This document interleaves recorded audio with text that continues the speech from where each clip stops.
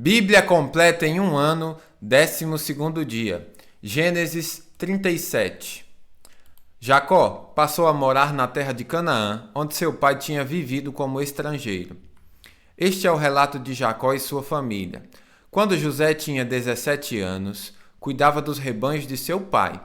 Trabalhava com seus meio-irmãos, os filhos de Bila e Zilpa, mulheres de seu pai, e contava para seu pai algumas das coisas erradas que seus irmãos faziam.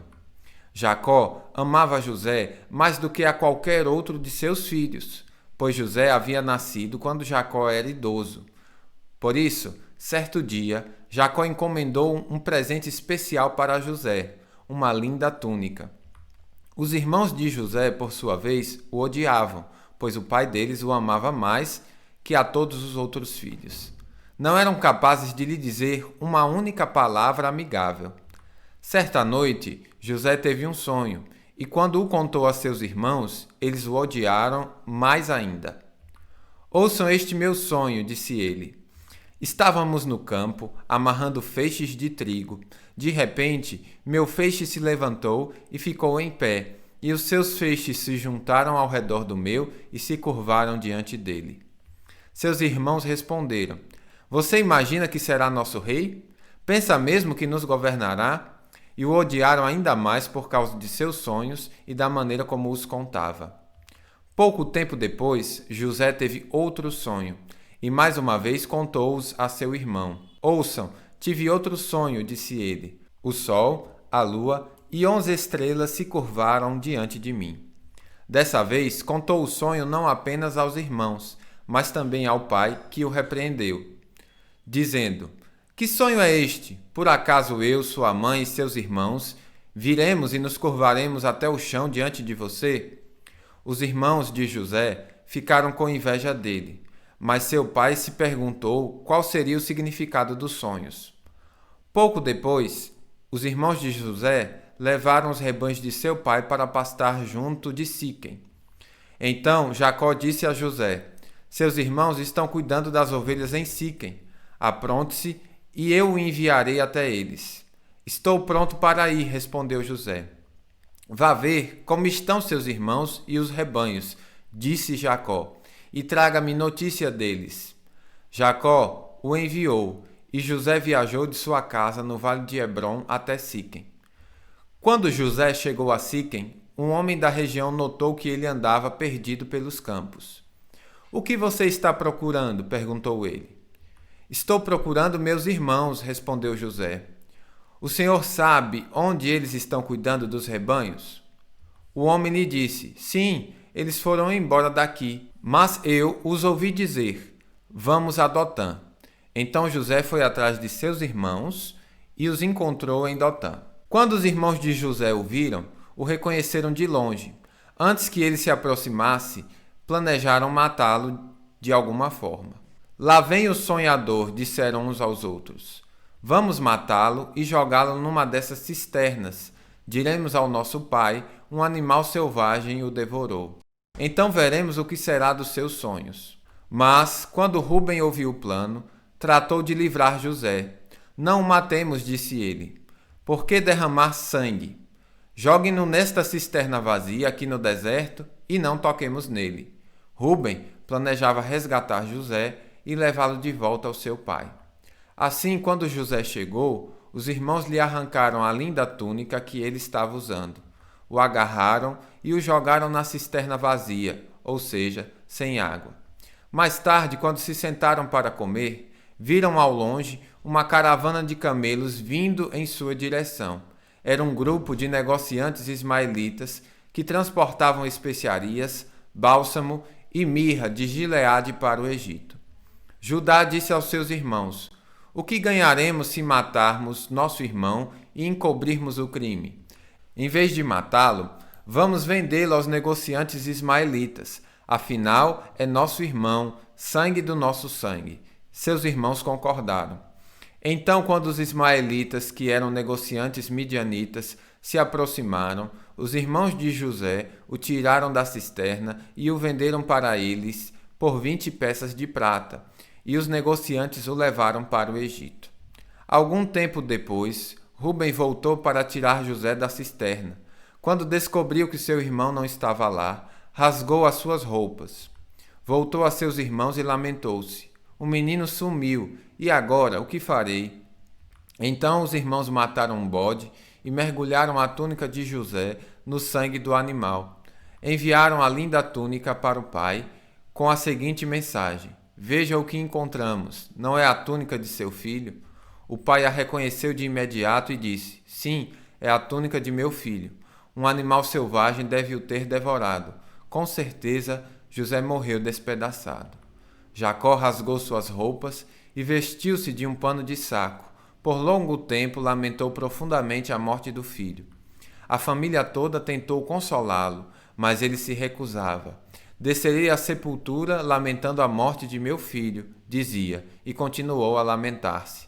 Enquanto isso, os negociantes midianitas chegaram ao Egito, onde venderam José a Potifar, oficial e capitão da guarda de Faraó.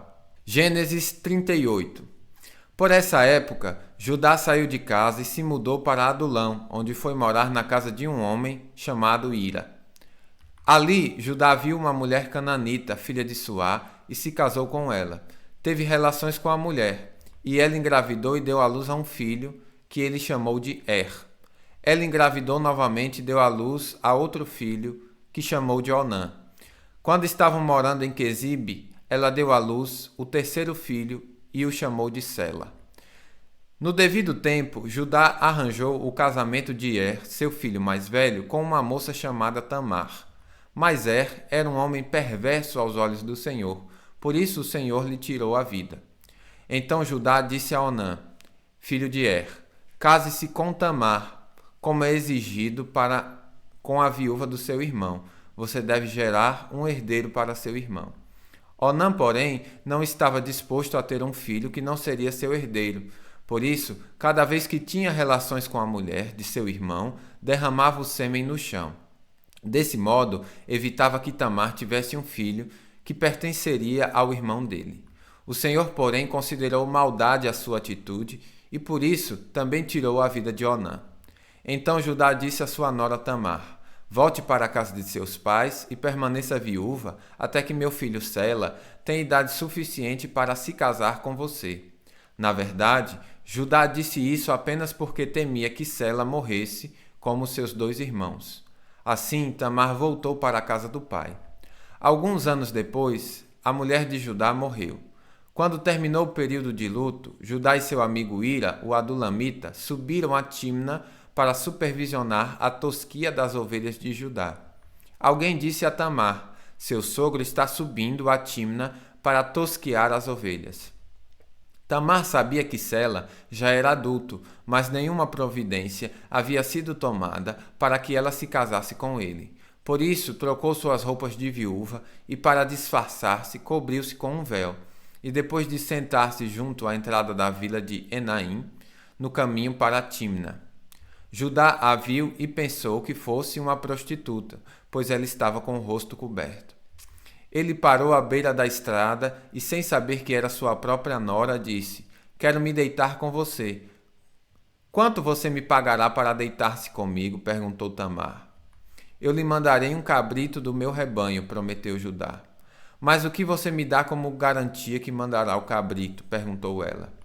Que tipo de garantia você quer? Replicou ele. Ela disse: Deixe comigo seu selo pessoal, junto com o cordão dele e o cajado que você está segurando.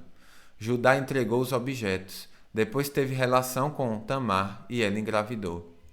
Em seguida, Tamar voltou para casa, tirou o véu e tornou a vestir as roupas de viúva como de costume.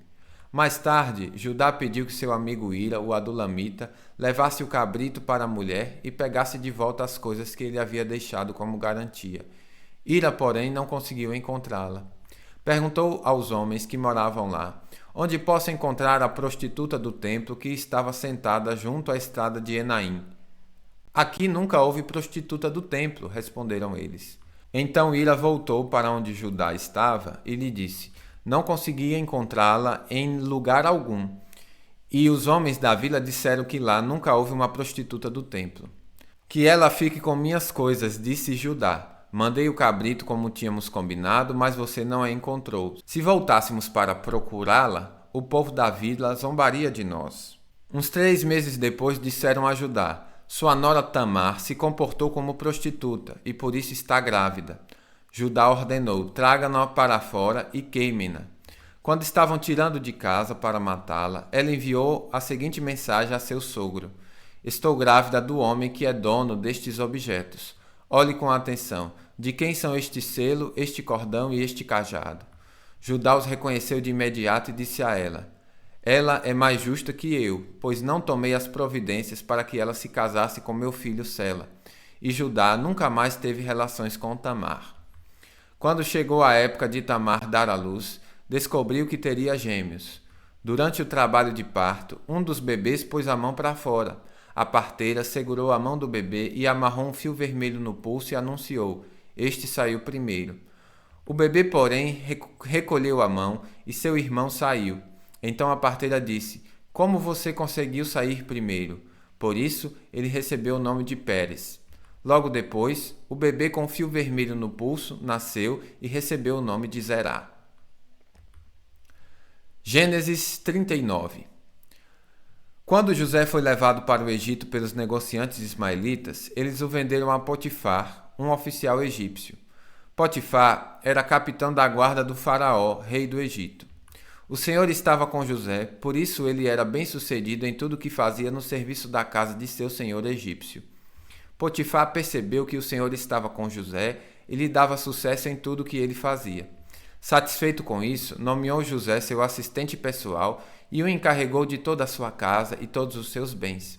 A partir do dia em que José foi encarregado de toda a casa e todas as propriedades de Potifar, o Senhor começou a abençoar a casa do egípcio por causa de José. Tudo corria bem na casa e as plantações e os animais prosperavam. Assim, Potifar entregou tudo que possuía aos cuidados de José e, tendo-o como administrador, não se preocupava com nada, exceto com o que iria comer. José era um rapaz muito bonito, de bela aparência, e logo a esposa de Potifar começou a olhar para ele com desejo. Venha e deite-se comigo, ordenou ela. José recusou e disse: meu senhor me confiou todos os bens de sua casa e não precisa se preocupar com nada.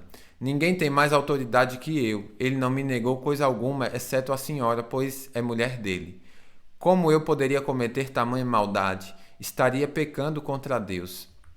A mulher continuava a assediar José diariamente, mas ele se recusava a deitar-se com ela. Certo dia, porém, quando José entrou para fazer seu trabalho, não havia mais ninguém na casa. Ela se aproximou, agarrou-o pelo manto e exigiu: venha, deite-se comigo. José se desvencilhou e fugiu da casa, mas o manto ficou na mão da mulher. Quando ela viu que José tinha fugido, mas que o manto havia ficado na mão dela, chamou seus servos. Vejam, disse ela, meu marido trouxe este escravo hebreu para nos fazer de bobos? Ele entrou no meu quarto para me violentar, mas eu gritei. Quando ele me ouviu gritar, saiu correndo e escapou, mas largou seu manto comigo. Ela guardou o manto até o marido voltar para casa. Então contou-lhe sua versão da história. O escravo hebreu que você trouxe para a nossa casa tentou aproveitar-se de mim, disse ela. Mas quando eu gritei, ele saiu correndo e largou seu manto comigo. Ao ouvir a mulher contar como José havia tratado, Potifar se enfureceu. Pegou José e o lançou na prisão onde ficaram os prisioneiros do rei, e ali José permaneceu. Mas o Senhor estava com ele na prisão e o tratou com bondade. Fez José conquistar a simpatia do carcereiro que, em pouco tempo, encarregou José de todos os outros presos e de todas as tarefas da prisão. O carcereiro não precisava se preocupar com nada, pois José cuidava de tudo. O Senhor estava com ele e lhe dava sucesso em tudo que ele fazia. Bíblia completa em um ano, final do 12º dia.